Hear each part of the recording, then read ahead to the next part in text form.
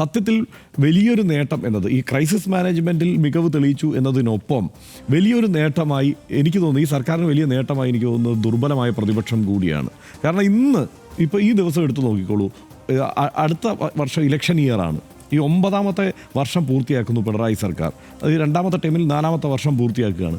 ഈ ദിവസവും പ്രതിപക്ഷം മുന്നോട്ട് വയ്ക്കുന്ന ആരോപണങ്ങൾ ദുർബലമാണ് എന്നുള്ളതാണ് അതിനകത്തുള്ള ഒരു പ്രശ്നം. സനീഷ് ഇവിടെ അവതരിപ്പിച്ച ആ ഡാറ്റാ ഷീറ്റിലുള്ള ആരോപണങ്ങൾ പോലും എണ്ണി പറയാൻ പ്രതിപക്ഷം തയ്യാറായിട്ടില്ല, അല്ലെങ്കിൽ പ്രതിപക്ഷത്തിന് അത് കഴിയുന്നില്ല. എനിക്ക് മനസ്സിലാവുന്നില്ല എന്താണ് അതിന് കാരണം എന്നുള്ളത്. ഇന്നിപ്പോൾ പറയുമ്പോൾ ഇപ്പോൾ പ്രതിപക്ഷ നേതാവ് സംസാരിക്കുമ്പോൾ ഇന്ന് ഞാൻ പോയി അദ്ദേഹത്തിൻ്റെ ഫേസ്ബുക്ക് പേജിലും അതുപോലെ ഇന്ന് പാലക്കാട് നടത്തിയ പ്രതികരണമൊക്കെ കേൾക്കുമ്പോൾ അദ്ദേഹം പറയുന്നത് ഇന്നിപ്പോൾ ഹൈവേ തകർന്നതുമായി ബന്ധപ്പെട്ട വിഷയങ്ങളാണ്. ആ വിഷയം തിരിച്ചടിക്കുന്ന വിഷയം തന്നെയാണ്, സംശയമൊന്നുമില്ല. കാരണം അതിൽ പ്രതിപക്ഷത്തെ സർക്കാരിനെ ഒരു പരിധിക്കപ്പുറത്ത് പ്രതിസന്ധിയിലാക്കാൻ കഴിയില്ല എന്നുള്ളത് വസ്തുതയുണ്ട്. കാരണം ഹൈവേ വികസനം എന്നുള്ളത് അവസാനിപ്പിച്ച പരിപാടിയായിരുന്നു ഉമ്മൻചാണ്ടി സർക്കാരിൻ്റെ കാലത്ത്. ഉമ്മൻചാണ്ടി പരസ്യമായി പറഞ്ഞിട്ടുണ്ട് ഇതൊന്നും നടക്കുന്ന കാര്യമല്ല എന്നുള്ളത്. അപ്പോൾ ആ ഒരു ഹൈവേ വികസനം എന്നുള്ളത് ഇച്ഛാശക്തിയോടെ നടപ്പാക്കാൻ കഴിഞ്ഞു. ഇവിടുന്ന് ഹൈവേ അതോറിറ്റി ഇതെല്ലാം പൂട്ടി ഡൽഹിക്ക് പോയി കഴിഞ്ഞിട്ടും തിരിച്ചു വിളിച്ചു വരുത്തി 45 മീറ്ററിൽ സ്ഥലം ഏറ്റെടുത്തു. ആ ഭൂമി ഏറ്റെടുക്കലിൻ്റെ 25% സർക്കാർ, കേരളത്തിൽ മാത്രമാണ്, ഇന്ത്യയിൽ ഒരു സംസ്ഥാനത്തുമില്ല, കേരളത്തിൽ മാത്രം അത് സംസ്ഥാന സർക്കാർ അങ്ങോട്ട് മുടക്കി ആ രീതിയിലൊരു നടപടി സ്വീകരിച്ചു. ഗെയിൽ പൈപ്പ് ലൈനിൻ്റെ കാര്യത്തിൽ അത് ഒരു കാരണവശാലും നടക്കില്ല എന്ന് കരുതിയ പദ്ധതിയാണ്. അത് ഭൂമി ഏറ്റെടുക്കലടക്കം നടപ്പാക്കിക്കൊണ്ട് അത് നടപ്പാക്കാൻ കഴിഞ്ഞു.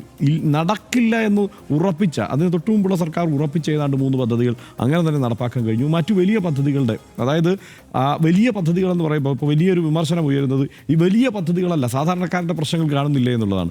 അതിൽ വ്യത്യസ്തമായ സമീപനമുള്ളവരുമുണ്ട്. ഇപ്പോൾ പണ്ട് നമ്മൾ കേരളയിലെ ചർച്ച വന്നപ്പോൾ കൊച്ചേട്ടൻ കെ കൊച്ച് അദ്ദേഹം ആവർത്തിച്ച് പറഞ്ഞുകൊണ്ടിരുന്ന ഒരു കാര്യമുണ്ട്. ഇത്തരം പൊതു ഇടങ്ങൾ, ഇത്തരം സഞ്ചാര സൗകര്യങ്ങൾ ഒക്കെ വരുമ്പോഴാണ് ആളുകൾക്കിടയിലെ ഒരു വലിപ്പച്ചെറുപ്പവും ഉള്ളവനും ഇല്ലാത്തവനും എന്നുള്ള വ്യത്യാസവും ജാതീയമായ വ്യത്യാസവും ഒക്കെ മാറുക എന്നുള്ള ഒരു സങ്കല്പം പോലും അദ്ദേഹം പറഞ്ഞല്ലോ. അപ്പോൾ ആ രീതിയിലും സമാന്തരമായ ചർച്ച നടക്കുന്നുണ്ട്. അപ്പോൾ വലിയ വികസനം എന്നൊക്കെ പറഞ്ഞാലും അത്തരം ചില കാര്യങ്ങൾ കൂടി രാജ്യത്ത് വേണ്ടതാണ്, സംസ്ഥാനത്ത് വേണ്ടതാണ്. ഇതെല്ലാം അവതരിപ്പിക്കാൻ അദ്ദേഹത്തിന് കഴിഞ്ഞു. അതായത് കേരളം ഹൈവേ വികസനത്തിൽ 20-25 വർഷം പുറകിലായിരുന്നു. അപ്പോൾ ഇത് കേരളത്തിൽ നടക്കും എന്ന് സ്ഥാപിക്കാൻ കഴിഞ്ഞു. ഇതെല്ലാം ഈ സർക്കാരിൻ്റെ കാലത്തുള്ള നേട്ടങ്ങൾ തന്നെയാണ്. അപ്പോൾ ഇത് മാത്രം അതിൽ കൊണ്ടുവന്ന നേട്ടങ്ങളെ മാത്രം മുൻനിർത്തി ആരോപണങ്ങൾ ഉന്നയിച്ച് മുന്നോട്ട് പോയാൽ അവിടെ തളരത്തേ ഉള്ളൂ പ്രതിപക്ഷം എന്നുള്ളതാണ് വസ്തുത.